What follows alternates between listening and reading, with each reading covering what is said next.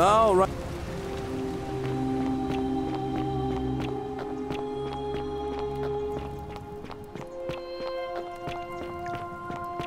You, Sisyphus, attack or pursue the stone that always returns. Salve. Ah, no.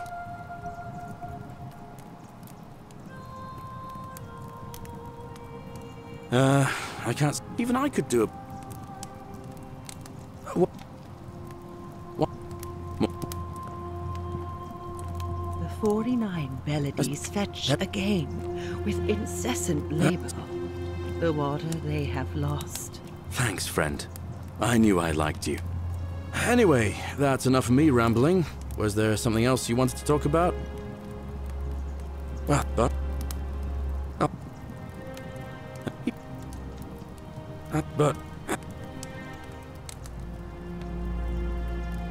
Because Sentius put him there.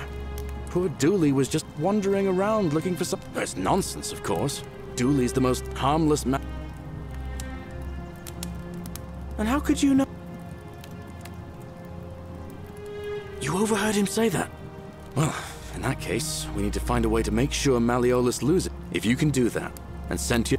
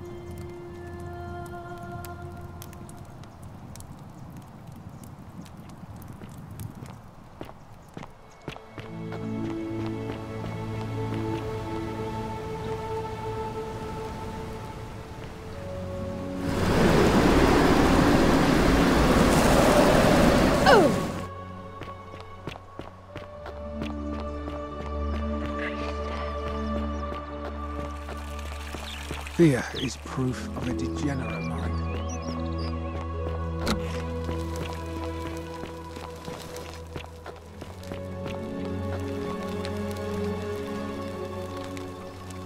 I thought I told you to get out of my villa.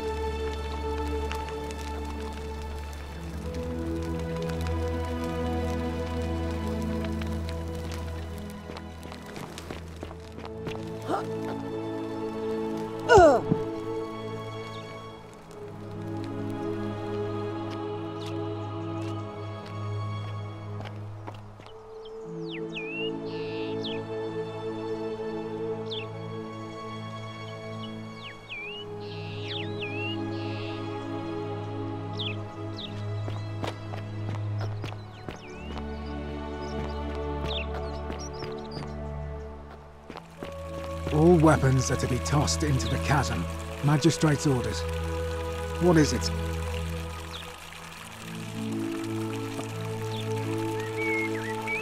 He's what?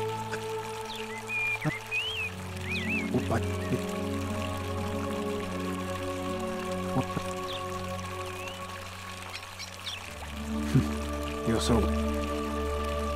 If you... Or...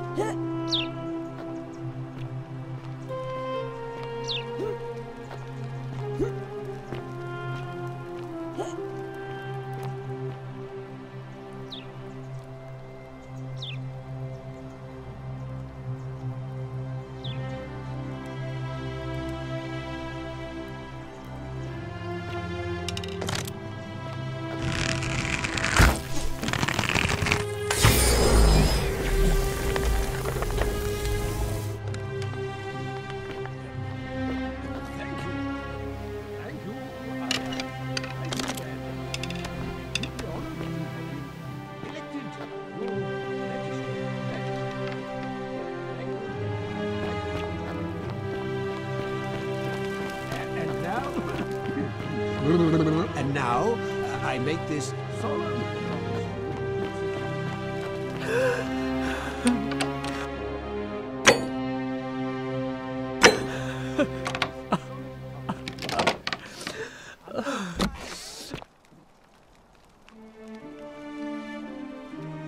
I'm not supposed to be in here. Talk. What business could you possibly have with me? My marital affairs are no concern of yours. Thank you very much. An intriguing proposition. Go on. Perhaps you're not as silly as those clothes make you look. What makes you say that? You know, I may have the very thing you're looking for. Some time ago, when he still cared for me, he wrote me a love letter. Only, he used the wrong name. Now, addressing one's wife by the wrong name is not unheard of among philandering Romans. But in this case, the name he got wrong was his own. I confronted him about it, and he stammered through some incoherent response. I let it go, eventually, and yet questions have lingered in the back of my mind ever since. But wait a minute. Why exactly are you helping me?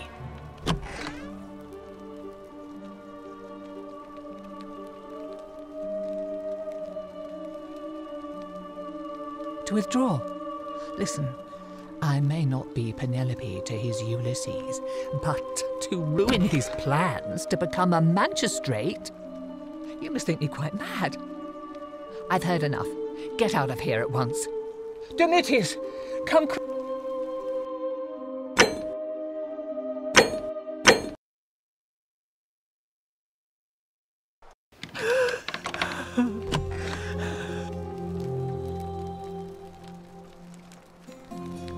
I'm not...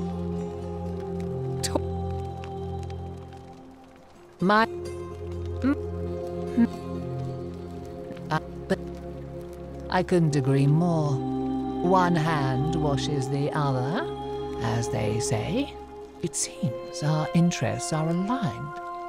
I imagine knowing his true identity will give me the leverage I need to manage him appropriately. But first, I need you to do something for me. I want you to bring me some wine. Just one small urn should do it. Oh, don't look at me like that. I know this must be hard for you to wrap your sweet little pleb head around. So what do you need me to spell out? Let me tell you something about Malleolus. He talks a lot about freedom, but what he doesn't tell you is that he means freedom for men. After all I've done for him, counselling him through his entire election campaign, and he had the audacity to lock me in here. He said it was for my own good, and that my drinking was unbecoming of a lady, let alone the wife of a magistrate. I'll show him unbecoming. Tonight, at his victory party, I'm going to get good and merry, and if he tries to discipline me again, I'll threaten to expose his true identity in front of everyone. I am so looking forward to it.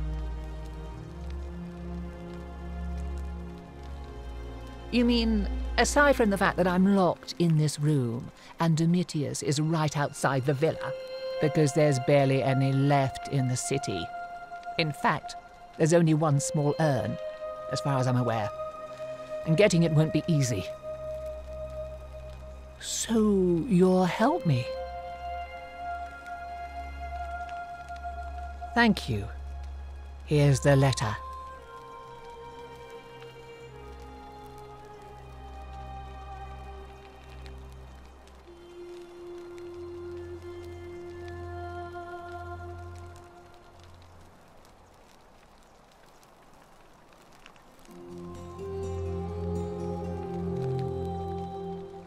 Now, perhaps you can tell me who Quinctius really is. What? He's... Oh no, that's... quite a lot more serious than I imagined.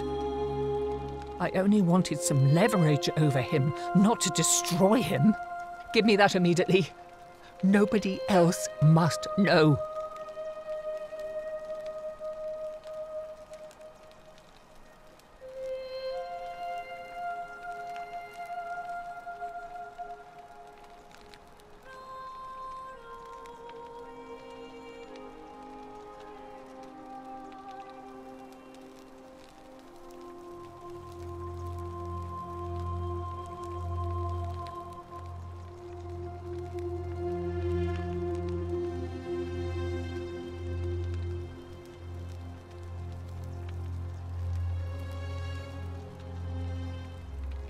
What? No. You tricked me, you mendacious little stirkers. It was a lie of a mission. You were planning this all along and you deliberately concealed it. May Jupiter cut you down. I curse you. I curse your life and mind and memory. May you be unable to walk or eat or drink. May this drag you to the depths. This is outrageous.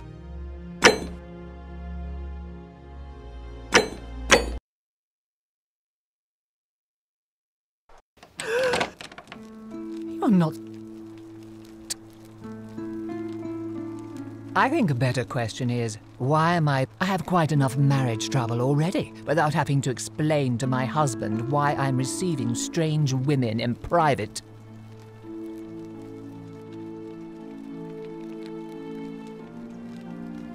Preferably the way you came in, by which I mean, please leave.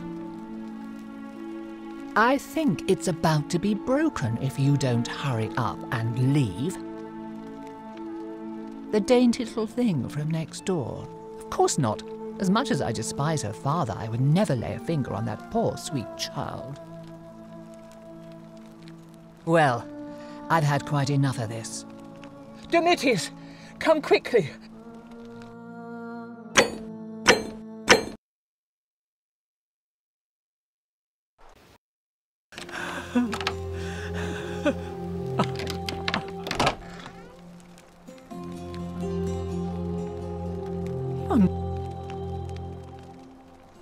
Talk.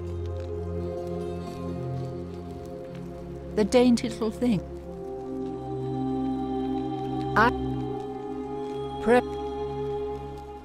I think my marital affairs are no concern.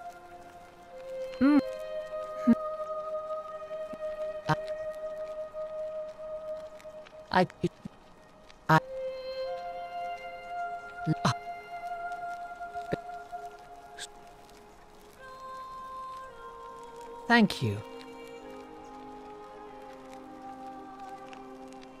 Now. What? It was a lie. This is outrageous.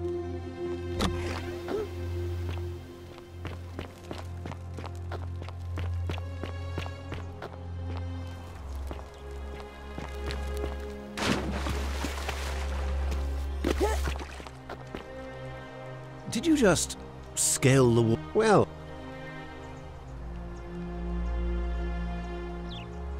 my name is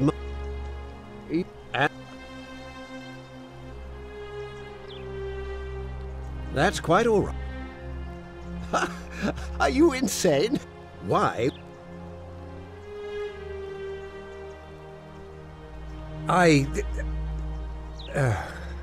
So, it finally caught up with me. I suppose that makes you, what? One of Nero's assassins?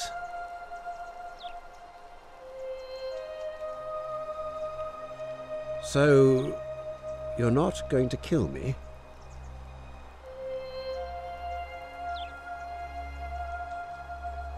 Oh, so much work and money. Oh, well, if I do it, you'd let me live?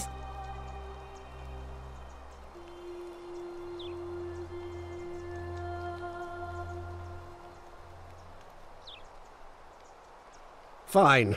Ruling this cesspit of a city would have been beneath me anyway. I'll have Domitius notify the priestess of my withdrawal and release those two from debt bondage. There, you got what you wanted. Now, please, leave my villa and never speak to me again.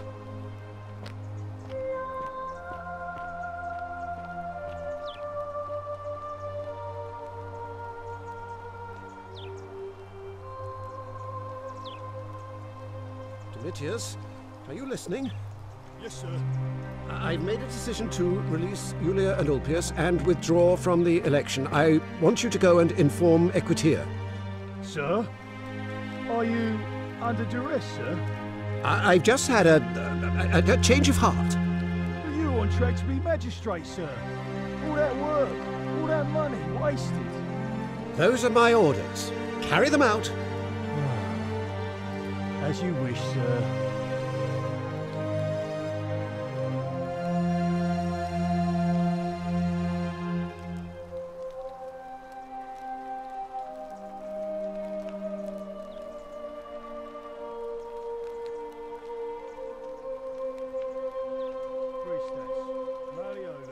Decided to withdraw from the election.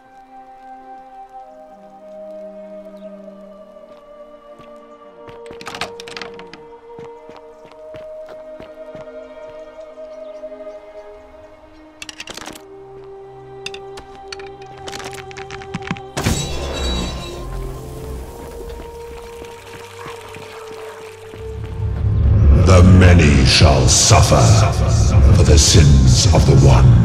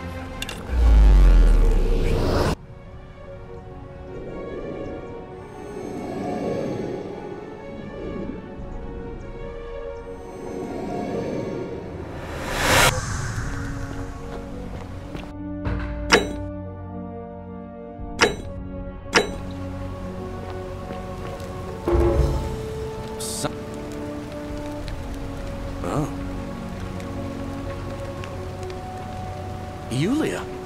Oh no. All right, I can do that. Poor Virgil. Poor Rufius too, I guess. All right, got it. All right, let me see.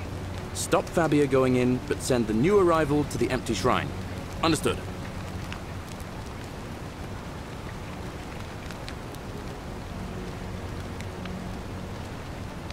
What?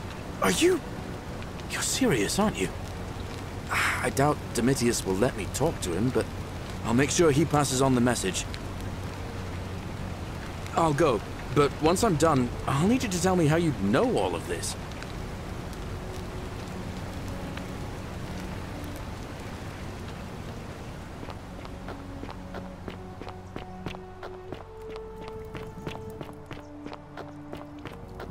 The 49 melodies fetch a game.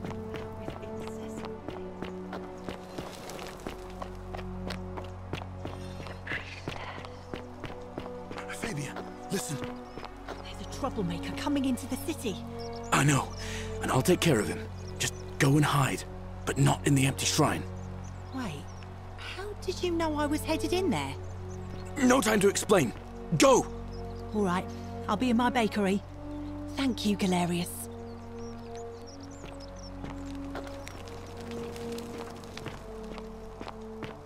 Don't shoot. I'm no threat.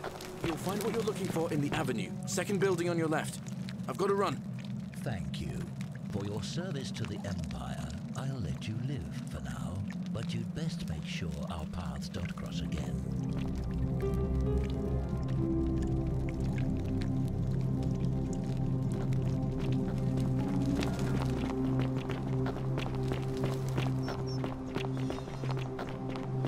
Whatever's in that great temple up there on the bluff. Lucretia, no time to explain. I'm supposed to give you this silphium resin for Yulia. What? Quick, give it here. I'm just going to help her swallow this. I think she's going to be all right. Galerius, you're amazing. How did you know? I was just doing what the new lady told me. I don't understand. How did... Never mind. Thank you so much for acting as quickly as you did. Another moment more and we would have lost her. Can't stay. Places to be.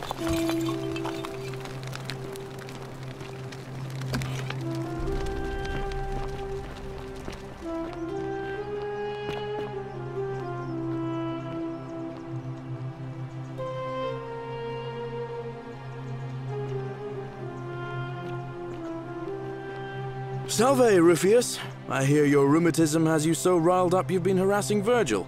What? My condition is nobody's business but mine. There's no need for that. I just wanted to give you this willow bark to help you treat it. A treatment? Really? Thank God. Finally, some relief after all this time. Thank you, Galerius. You're a good man. And I'll be sure to leave Virgil alone. I know I haven't been at my best lately. Appreciate that.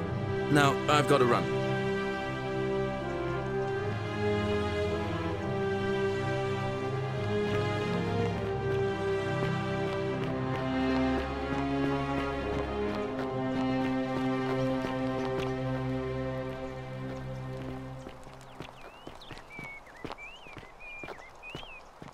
What now? I have a message from Malleolus. Yeah? Who's it from? The Emperor. He knows Malleolus's real name is Quinctius, thanks to Claudia, and demands he withdraw from the election and release Ulpius and Iulia immediately. Are you out of your mind, farm boy? Domitius, that's enough. What? You're not going to listen to this dolt, are you? Galerius, all right, I'll withdraw, and Ulpius and Julia are free. I trust our business is concluded? Yes, that ought to do it. I guess I'll go and tell Ulpius the good news then.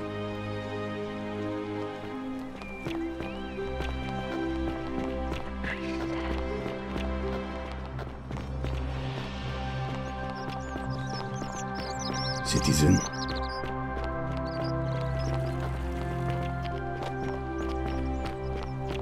Good news, Ulpius. Malleolus has agreed to release you and Yulia from your debts. What? Are you messing with me? I wouldn't do that. You're both free. We're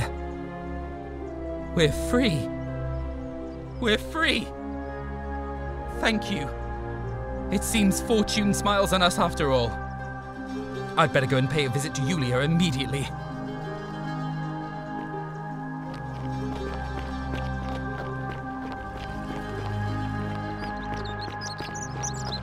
Citizen.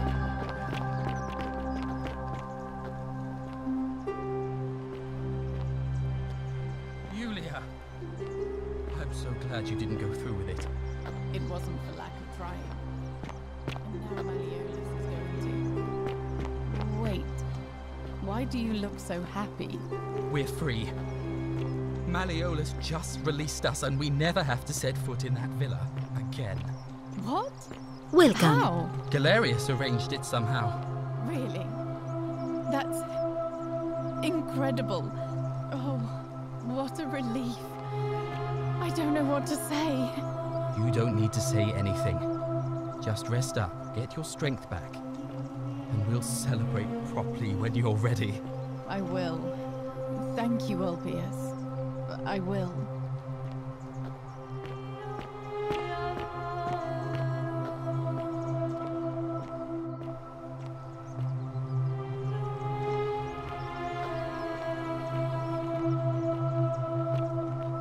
Salve.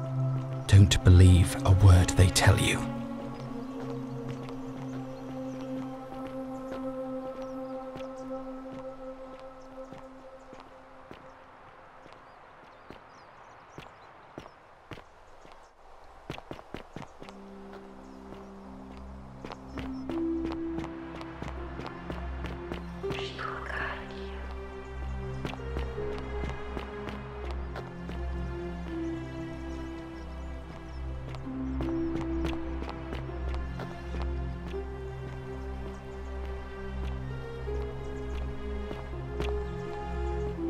Priestess, Malleolus has decided to withdraw from the election. Oh, well, that's surprising. But thank you for telling me. I'll let everyone know.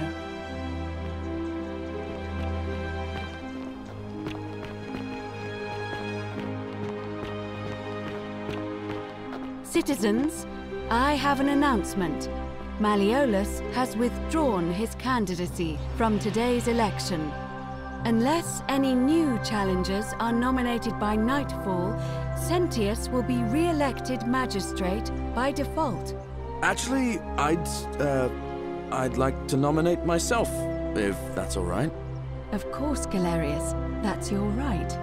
Citizens, the election will proceed. Salve again, friend. I went and did as you asked, and it worked. How is it possible that you've just arrived here and you already know everyone and exactly what's about to happen to them?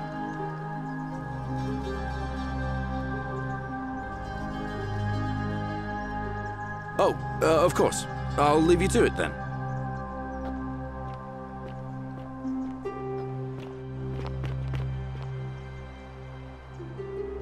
Ah, it's you again. Oh, and I'm in the running for magistrate. Feeling kind of nervous, but I'm hoping it'll all be worth it when I order Dooley's release. I just hope I'll have the votes I need. Now, what's on your mind? All right, see you around.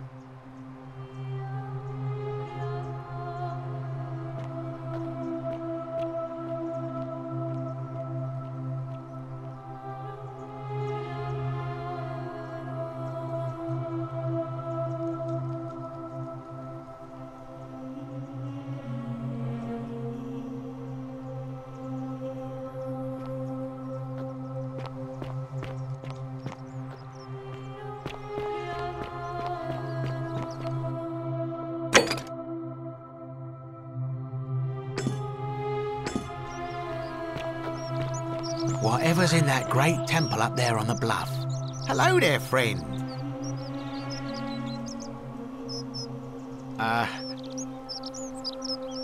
Sentius, I suppose.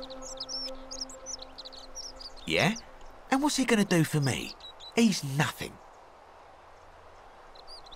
Certainly, for a few thousand denarii. Pleasure doing business. Can I help you with anything else? Very well.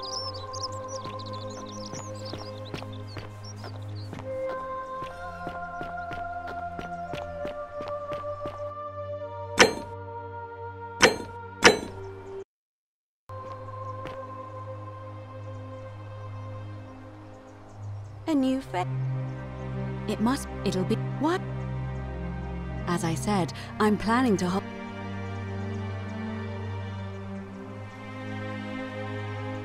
Well, I wouldn't describe impatience as a good reason exactly. Yes, I have a very... Citizens, it is time. Let us meet to elect our magistrate. Time to go to the theater.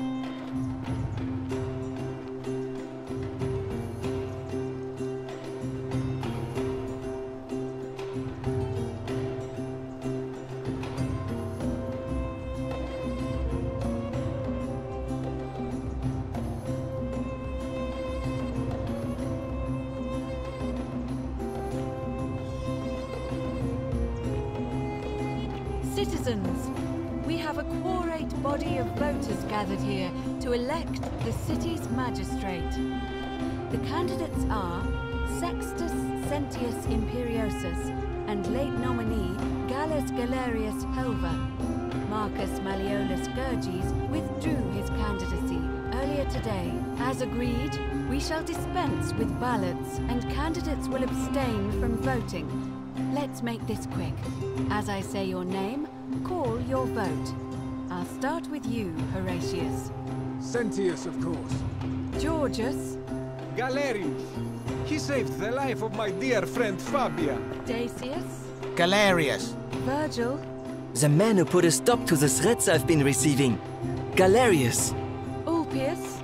Galerius, the man who saved my life. Rufius. The man who treated my rheumatism. Galerius.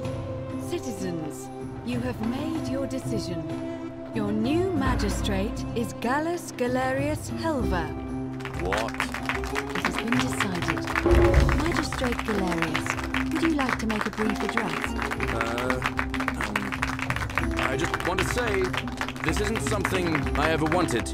Now that you put your trust in me, I'm going to do everything I can not to let you down. I'll need some time to put together a list of the changes I want to make around here. But I promise you, there will be changes. My first order is that Dooley is to be freed. Horatius, release him from his cell immediately. Please. Wait, do I need to say please? I suppose not. That's it. You can all get on with your day. Nothing else to see here. Move along.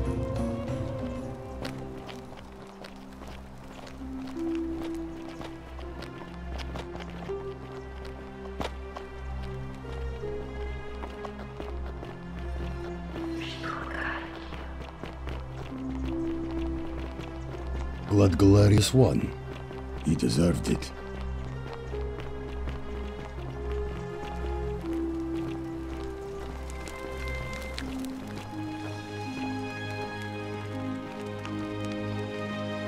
Fortune smiles on you today, Julius. Magistrate Galerius here has ordered your release. You're going to let me out of here? I'm sorry it took so long, my friend. And it wouldn't have happened at all if it wasn't for a newcomer. So be sure to offer your thanks when you can. I will. I will. Thank you, Galerius. I'm so happy. I'd love to stay and chat, but I've got a lot of work ahead of me. Why don't you go to the baths? Then tell Georgius I said you could have some new clothes. Then I want you to go home and rest. I'll speak with you soon, Dooley.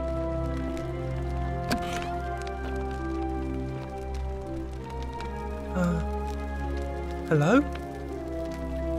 I'm Dooley. Magistrate Galerius said I should thank the newcomer. Are you the newcomer? Oh, it is you. Then, thank you. You're a big helper. I was locked up, but they let me out again. I'm so happy. You can have my shiny plaque if you want, and maybe you can help me find my treasure. My friend Hannibal used to look after me, and he said he always would, but then he died. But before that, he told me if anything ever happened to him, I had to find something very precious. He gave me a key to the cisterns and told me to keep it safe. He said there's something very precious way up high. Please help me find it. Please. I had to keep it a secret until I found someone I could trust. Oh, thank you. Here's the key.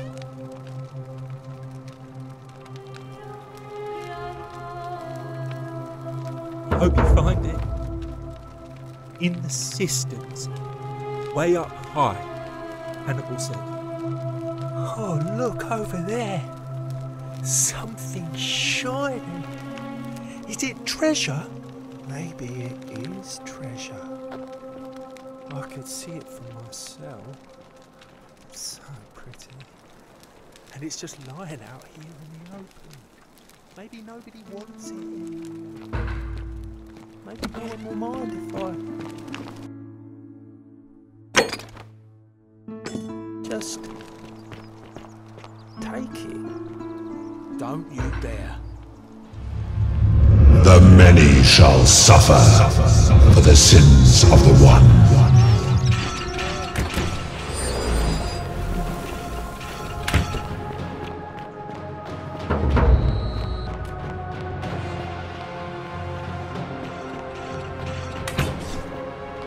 The statues.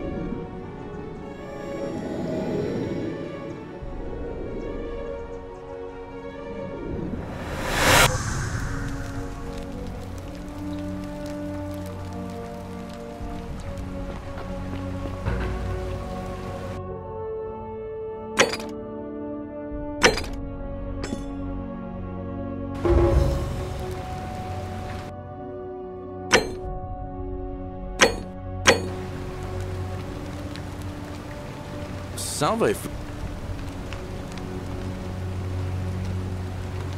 What?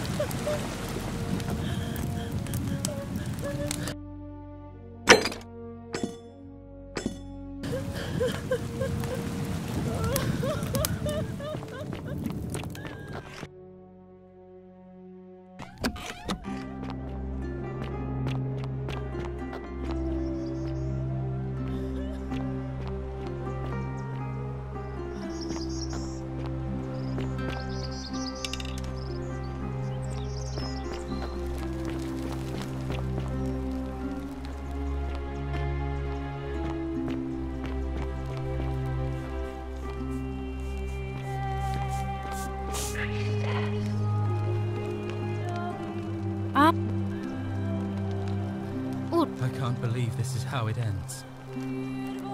Oh no. No. No, no, no, no, no. Oh, P.S. What? That's the... What?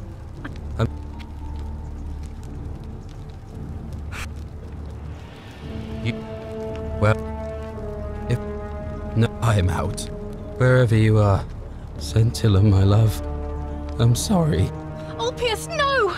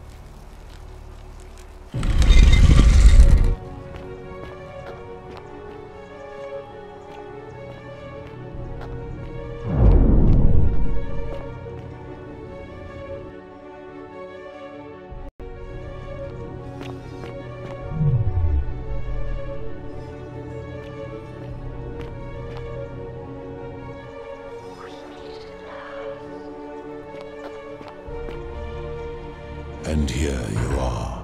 Allow me to introduce myself. As you have already gathered, I've been known by many names. Nergal to the Sumerians, Osiris to the Egyptians, Hades to the Greeks, and Pluto to the Romans. But the one constant through it all has been my title, God of the Underworld. And I've been watching you with curiosity, mortal, ever since your arrival. You're unlike the others, aren't you?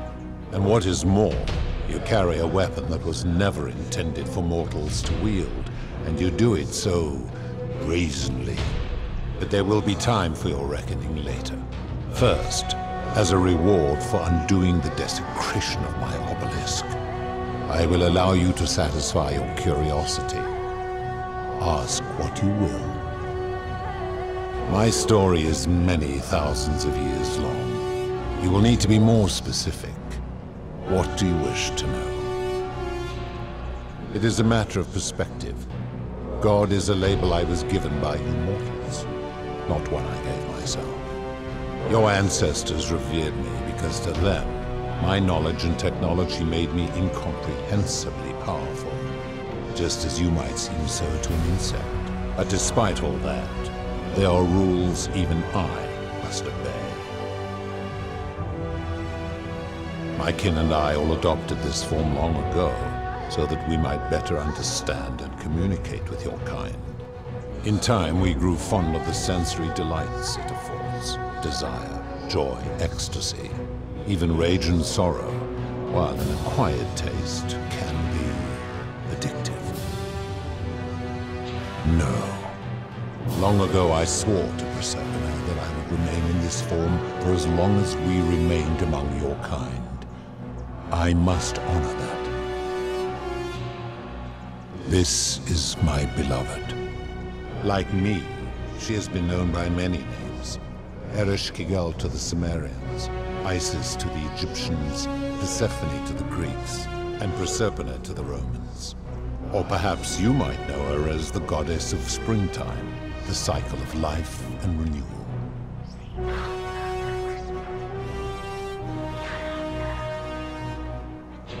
Your gaze lingers too long. That is my servant. You would have met by the river, though she wears many faces and goes by many names. Kumutubal to the Sumerians, Kirti to the Egyptians, Charon to the Greeks, and Charon to the Romans.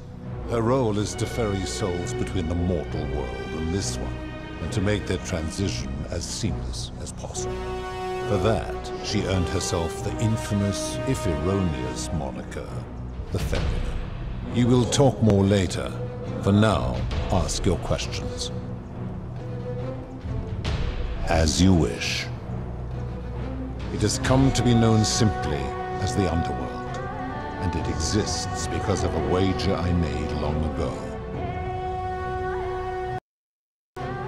That is a long story. One that began over 3,000 years ago and continues to this day. You see, long ago my kin and I set out from our home on Elysium to search for other forms of life among the stars.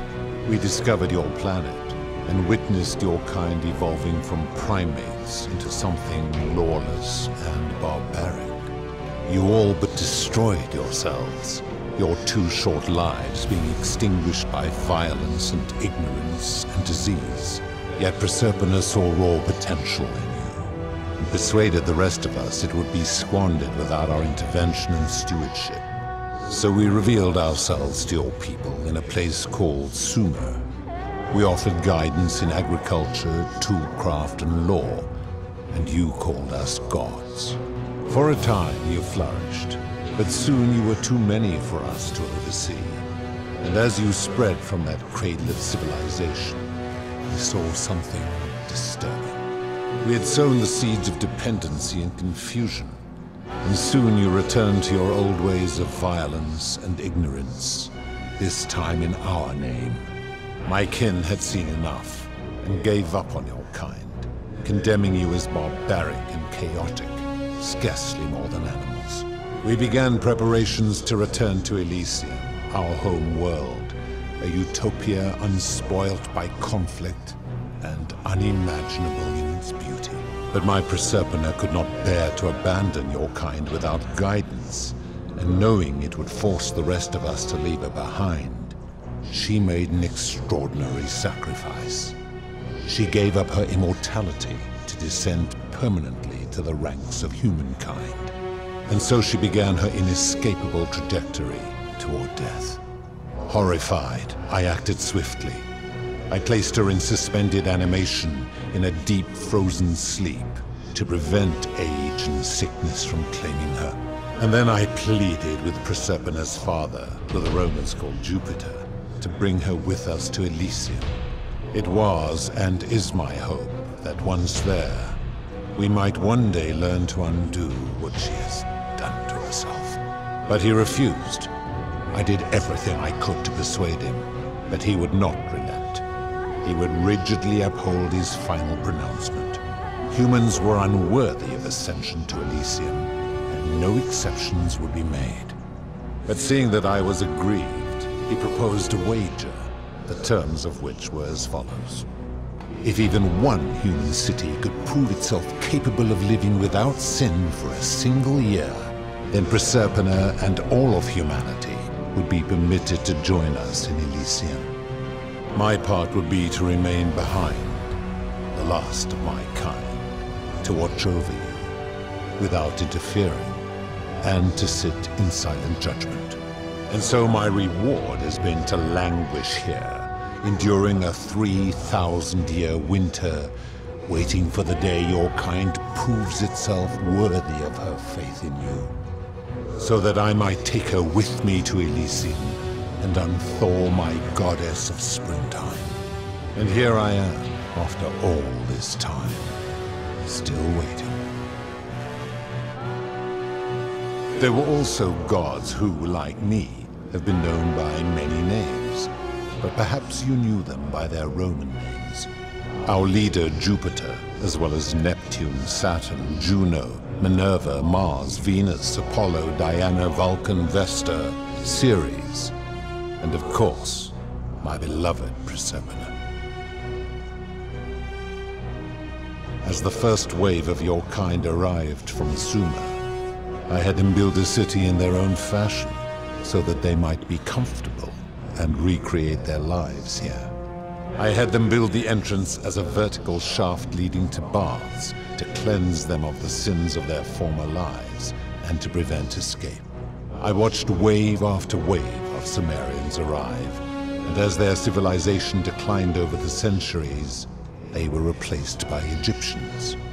Of course, believing themselves to be the superior civilization, the Egyptians promptly built over what had been built before, and made all the same mistakes. After another 1,000 years, the Greeks began to arrive, and then the Romans, and they all did the same thing. They built upon the underworlds of their predecessors, renamed their gods, and ensured their foundations were forgotten. To ensure the wager was fair, it was important that my subjects were chosen at random. To this end, I had my servant distribute 1,000 tokens fashioned from silver, a rare element at the time, across all of Sumer. Whoever died while in possession of one of them would be located by my servant and ferried to this place, with no memory of how they arrived. As the tokens were discovered, they were traded, smelted, and fashioned into trinkets, and eventually coins, spreading to Egypt like seeds on the wind. Later, when they spread to Greece, they would come to be known as Charon's obol, or as coins for the ferryman. Some placed coins in the mouths of their dead, hoping they would awaken here, though they had no way of knowing which coins were fashioned from the original tokens. In fact, almost all of the tokens are accounted for, only 2 remain. And so after this wave destroys itself, as it is destined to do, your kind will have squandered the last of its potential to ascend beyond this rock, and Proserpina's along with it. It is a regrettable story, One of the first men who came to this place was a king of Sumer and a troublemaker. To be rid of him, I returned him to his people on the condition that my servant erased his memories of this place. But the erasure did not take completely, and he told stories of this place as if describing memories of a dream. His tales were committed to writing, which came to be known as the Epic of Gilgamesh, and his words were twisted and distorted over generations. Later, the Egyptians would adapt Sumer's stories of the underworld, making them wildly intricate and labyrinthine. Their Book of the Dead and Book of Gates bore less and less resemblance to this place in their priests' pursuit of profit. Then, when the Greeks began to arrive, they proved far more cunning. And in a series of incidents that will not be repeated, 5 of them escaped. A warrior named Heracles, 2 kings named Sisyphus and Theseus, a poet named Orpheus, and a Trojan named Aeneas. They each told embellished tales of this place, how to get here, and how to escape. And so from Sumer to Egypt, Greece to Rome, your kind has always told each other stories about this place, though each story contained only a seed of truth.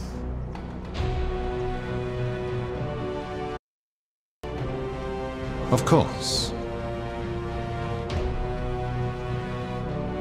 That is merely the name your people have given to it, but yes, it is my doing. That is a story dating back to the very first wave. After the Sumerians finished building their city, the self-declared ruler threw a banquet to celebrate. Now this man was unmarried, and many women were vying to become his wife, a prestigious position of power and influence in a new world. Of all the women, 2 were particularly ambitious. Both were beautiful, and both arrived at the banquet wearing eye-catching dresses and painted faces, their hair woven in elaborate fashion. The first woman, recognizing that she would require an advantage to win the ruler's affection, draped herself in jewelry, ornate necklaces, bracelets, and rings fashioned from gold. Seeing this ostentatious display, the second woman grew envious, for she had no such jewelry at her disposal. She prayed aloud to any gods that would listen to cover her in gold, and when her prayer went unanswered, she took matters into her own hands. While the others indulged at the banquet, the second woman summoned the first for a discussion in a quiet place. She checked that nobody was watching, and pushed her rival from the top of the ziggurat, where she broke her neck on the rocks below. But I was watching, and I decided to answer her prayer. I took the golden bow left behind by Diana, and I shot that woman in the heart, covering her from head to toe in a layer of molten gold. And I left her to stand there, that she might serve as a grim reminder of what befalls those who sin in my domain. But that was not enough, for the entire city was tainted by her sin, and the wager could no longer be won. So I had no choice but to wipe the slate clean. I gilded them all, to make way for a new wave, and began the wager again. And to this day, each of them, and all who came after, line the halls of this city, inanimate but conscious, suspended in time with only their sight and hearing preserved, so they may bear witness to and lament the folly of your kind for eternity, silent golden sentinels.